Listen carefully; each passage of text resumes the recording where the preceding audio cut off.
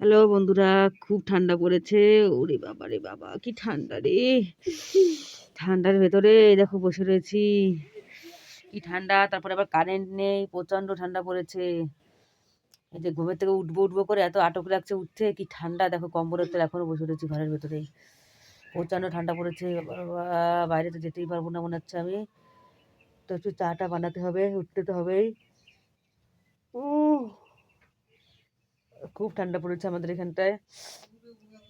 আর এই ১ মাসটাই ঠান্ডা লাগবে মনে হয়, তারপরে ঠান্ডা পড়বে না মনে হয়। শীত করছে,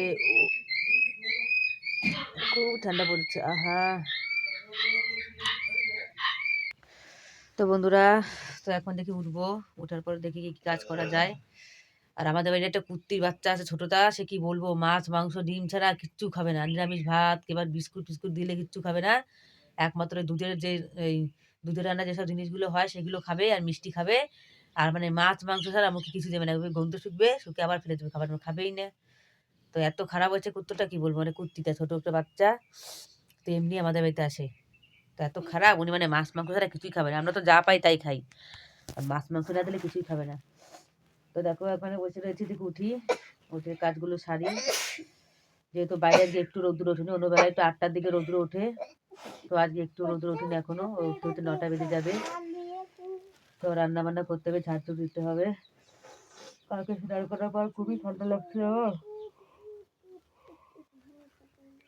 ঠান্ডাকালে যতই ঘুমাও তাও ঘুম হয় না, মানে আর একটু ঘুমিয়ে থাকি। তো অত ঘুমিয়ে লাভ নেই, এখন ঘুমোতে মানে উঠতে তো হবেই, কাজগুলোও তো করতে হবে না।